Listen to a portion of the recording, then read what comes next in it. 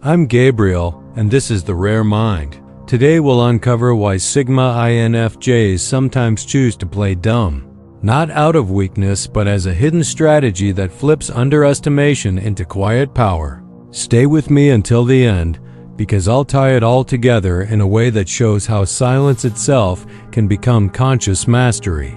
There is a strange paradox in the way Sigma INFJs move through the world. To the untrained eye, they seem quieter, softer, even less aware than they really are. It is not ignorance that shapes this impression, but an intentional dimming of their inner light. They allow others to assume superiority, knowing that underestimation is a hidden gift. In the silence of lowered expectations, they gain freedom to see what others miss. This tactic functions like a cloak, hiding intelligence beneath the folds of apparent naivety. In workplaces, this means colleagues speak more openly, assuming the INFJ does not perceive the hidden agendas woven into their words. In friendships, it allows space to detect subtle betrayals or unspoken truths. Silence, in this sense, is not absence. It is presence without display. I have lived moments where saying nothing revealed more than 1,000 arguments could. To mistake this restraint for weakness is to miss its essence. Genuine naivety springs from innocence, but the INFJ's restraint comes from a deliberate choice. It is the difference between a child who does not know the rules and a master who knows the rules so deeply that he no longer needs to prove himself. Sometimes it just hurts to be misjudged as naive. Yet the pain becomes fuel, reminding the INFJ of the quiet strength carried within. I remember standing in a crowded room, hearing conversations swirl like smoke. My silence made me invisible, yet I was absorbing every detail. The slight tremor in a voice, the nervous glance, the exaggerated laugh. It is in these moments that playing dumb becomes a form of deep listening, a discipline of restraint that allows truth to surface. The practice is simple but not easy. Learn to stay still when every instinct wants to show your intelligence. Hold your insight until the right moment. Let people underestimate you, not to diminish your worth, but to give you space to act when it matters most. What if silence itself was not weakness, but a blade sharper than words? In this tension, INFJs and INTJs share a kinship. Both know the weight of concealment, though the INFJ wraps it in empathy, while the INTJ wears it as strategy. And yet, to play dumb is not to betray oneself. It is to embrace mastery of Tim in ... the wisdom that intelligence does not need to shout. Sometimes, the greatest move is to step back, knowing the game is already in your favor. True intelligence, then, is not about proving but about perceiving. To play dumb is to guard the sacred fire of awareness until the world is red ... or until the silence itself has done the work. And in that stillness, the INFJ remembers, restraint is not defeat, but a form of quiet victory. Nietzsche once wrote that every deep spirit needs a mask. His insight was not about deceit, but about the unbearable vulnerability of bearing one's essence too openly. Sigma INFJs seem to understand this instinctively. The mask of simplicity, or even ignorance, is less a disguise than a shield. By appearing less threatening, they protect the depth that others could not handle ... or worse, would exploit. This philosophy of concealment runs deeper than social maneuvering. For INFJs, appearances are a form of spiritual economy. They spend energy with care, offering fragments of themselves only to those who have proven worthy. Beneath the mask lies not emptiness, but fullness too vast to expose in every room. I have often felt the weight of knowing more than I could say, carrying truths that silence alone could safeguard. Nietzsche's will to power is often misread as domination, but in INFJs it manifests as mastery of restraint. Their power does not explode outward in aggression, but gathers quietly in the hidden folds of observation. To know and yet not is a form of sovereignty over one's inner world. Why waste brilliance on an audience unwilling to understand? INTJs, though carved differently, resonate with this same impulse. Their concealment is colder, less rooted in empathy, yet no less strategic. Where INFJs hide to preserve connection, INTJs hide to preserve efficiency. Both embody Nietzsche's principle that true strength is measured not by what is displayed, but by what is withheld. And yet, the mask is not only protection, it is also creation. By controlling what others see, INFJs sculpt the social reality around them, turning invisibility into advantage. The mask, then, is not falsehood but selective revelation. Sometimes I wonder, is the truest self the one unveiled or the one hidden with intention? To live with masks is not to betray authenticity, but to recognize its fragility.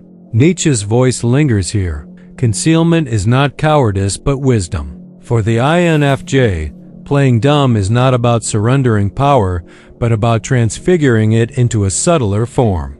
In this quiet art of masking, the soul does not SHR and ... it sharpens, waiting for the moment when truth will cut with the precision of a blade. To live underestimated is to walk with an invisible weight. For many INFJs, silence is mistaken for emptiness and restraint for incapacity. They are called too quiet, too passive, too fragile to lead. Yet beneath this judgment is a loneliness that cuts deeper than words. The ache of being unseen while knowing one sees too much. I want to hear from you. When do you most feel the tension between holding back your intelligence and wanting to reveal it? Drop a line below with your own experience. I'll be reading, and it might even guide how we explore timing and impact in future videos. Conversations often become stages where INFJs stand as invisible witnesses. Others dominate the dialogue, confident that the quiet presence at the edge is irrelevant. But the INFJ is not absent. They are mapping patterns, sensing contradictions, holding back insights until the air is ready to bear them. I have sat in such moments, feeling the strange dissonance between what I carried inside and what others assumed of me. INTJs share a parallel struggle. Their silence, sharper and more pragmatic, is also misunderstood. While INFJs are accused of weakness, INTJs are accused of coldness. Both types know the sting of being mislabeled, their depth reduced to caricature. Sometimes it just hurts to have silence mistaken for lack. For INFJs, this pain often leads to suppression of their own intelligence, fearing rejection if they shine too brightly. They dim themselves to fit in, even when the dimming costs them vitality. And yet, paradoxically, in this restraint lies their hidden strength. To know one's depth and choose not to flaunt this is not fragility but quiet defiance. The practice here is tender but firm. Stop asking the world for recognition and let the misjudgment serve as a forge. Allow the loneliness to refine your inner clarity. Ask yourself, who truly deserves to see me? In this question lies freedom, for the misunderstood INFJ is not powerless. They are simply waiting, carrying power like a hidden flame until the world proves itself worthy of its light. In the end, to be misunderstood is not the end of meaning, but the birthplace of a deeper one. For what is unseen by others can still be known within. And it is this hidden knowing that sustains the INFJ through silence, exile, and the long road toward recognition. There is a quiet intelligence in letting others reveal themselves. While some charge into confrontation, INFJs often withdraw, observing in stillness. In that withdrawal, something remarkable happens. People begin to talk more freely, exposing their motives, fears, and ambitions without realizing they are being watched. Silence becomes a net, catching truths that words alone could never capture. To play dumb is not to abandon discernment, but to sharpen it. When an INFJ steps back, the room fills with voices, each carrying fragments of hidden intention. Colleagues brag, competitors reveal their strategies, friends disclose more than they intended. What looks like passivity is in fact a strategic waiting. I have seen this dynamic unfold many times, where silence drew up more clarity than interrogation ever could. The power here lies in becoming a master observer of human behavior.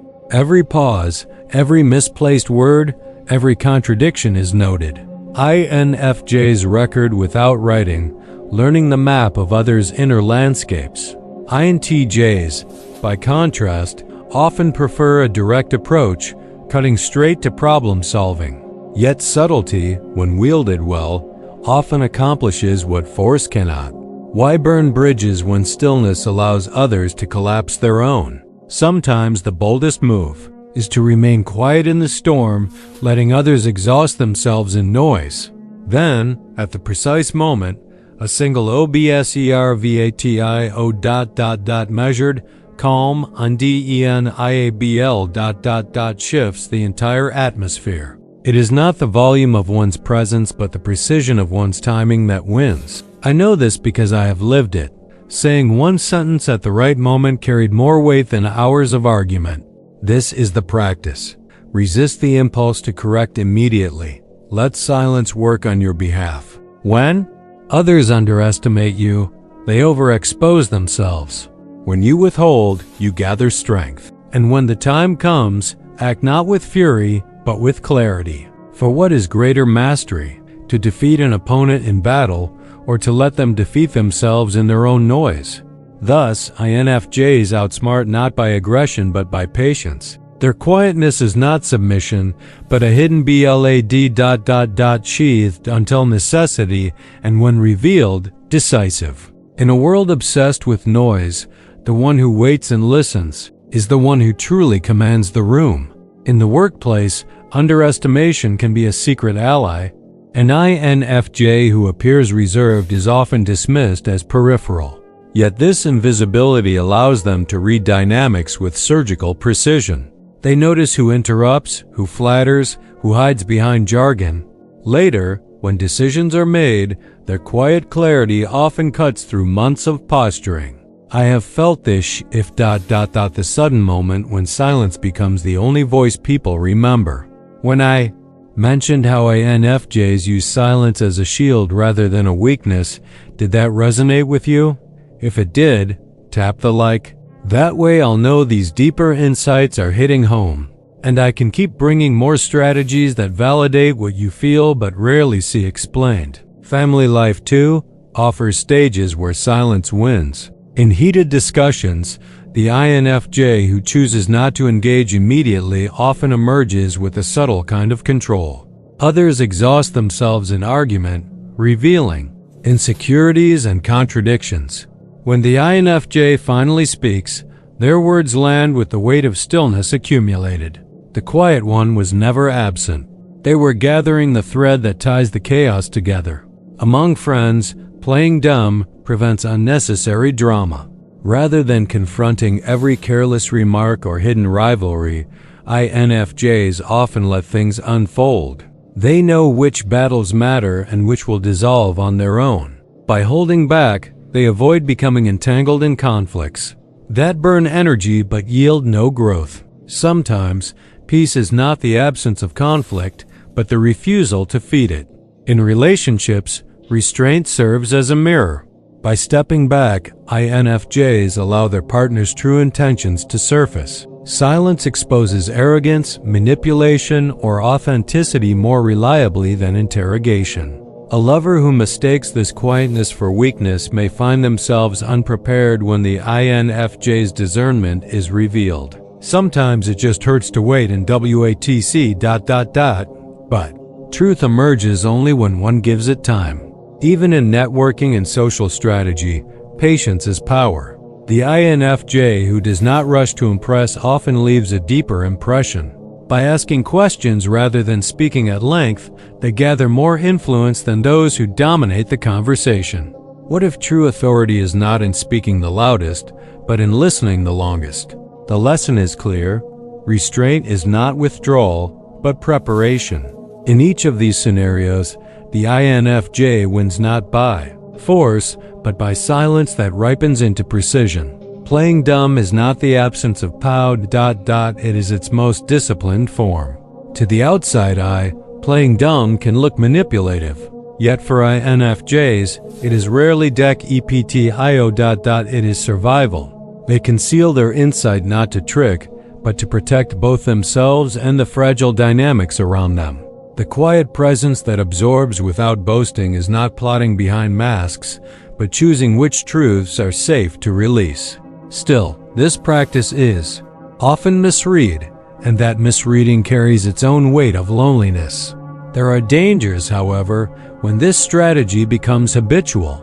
If an INFJ leans too heavily on silence, they risk fading into the background, becoming passive in moments that require action. What begins as wisdom can harden into invisibility. I have felt this danger myself. Remaining silent too long, then realizing I had surrendered the moment to those with louder but shallower voices. Sometimes restraint must give way to assertion, or the gift of perception is wasted. The risk is subtle. When invisibility becomes permanent, power dissolves into self-erasure. An INFJ who never reveals their depth slowly convinces themselves that their voice has no place. This is not strength but exile.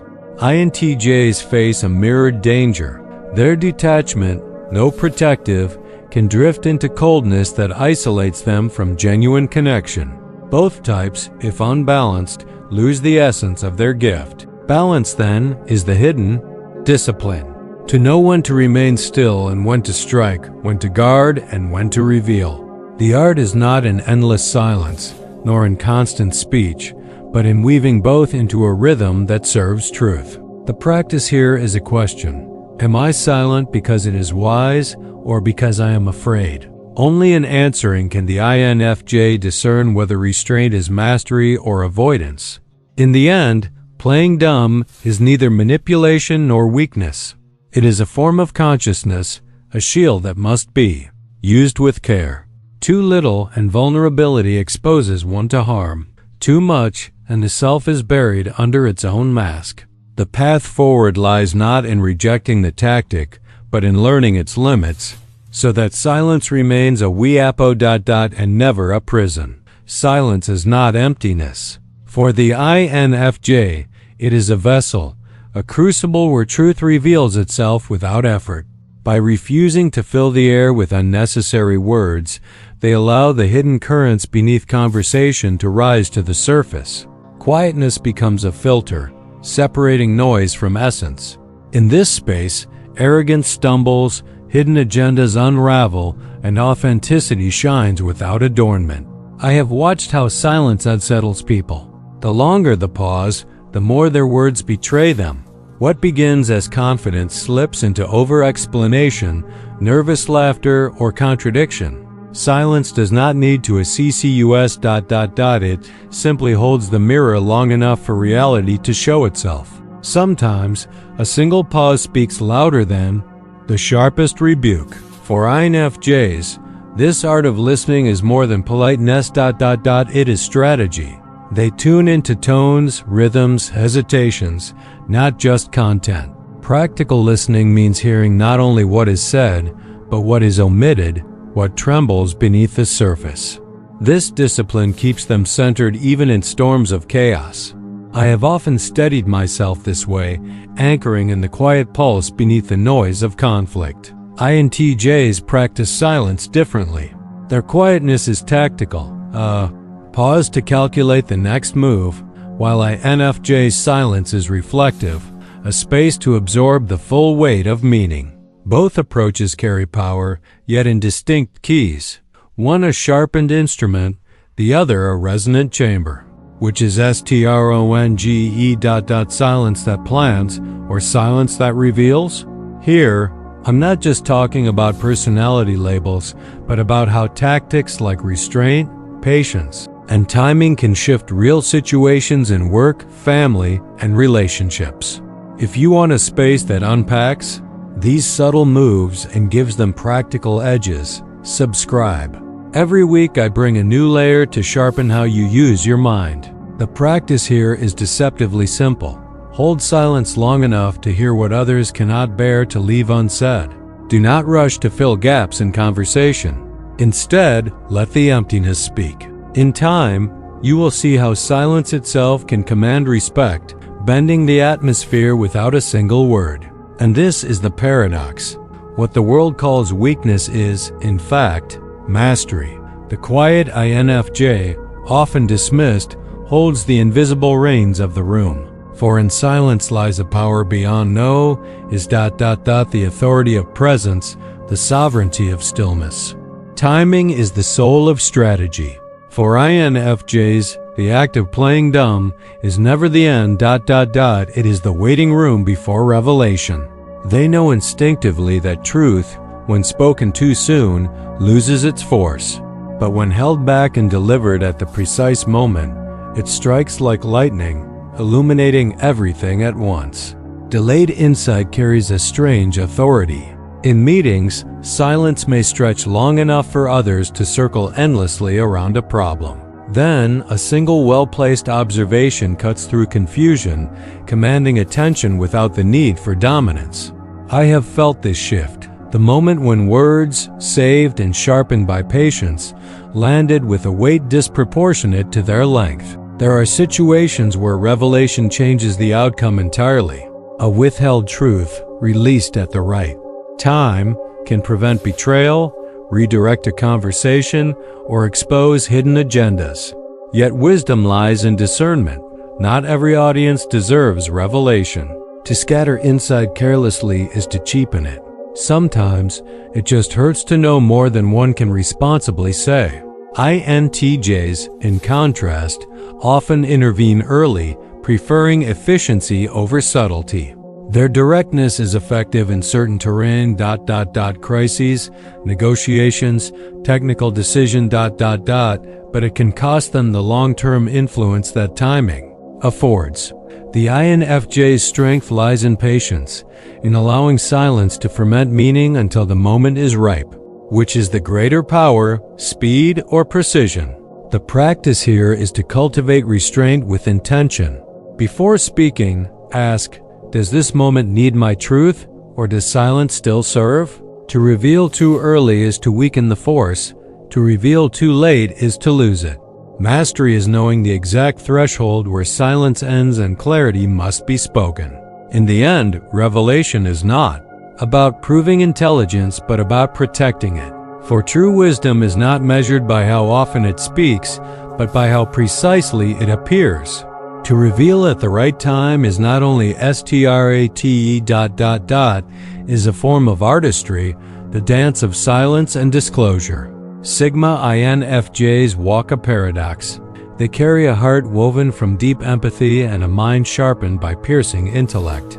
This dual nature confuses those who try to place them neatly in a single category. They can sit in silence, listening with tenderness, and yet in the next breath reveal a perception so cutting it disarms everyone in the room. Their softness and their force do not cancel each other. They coexist like water flowing around stone.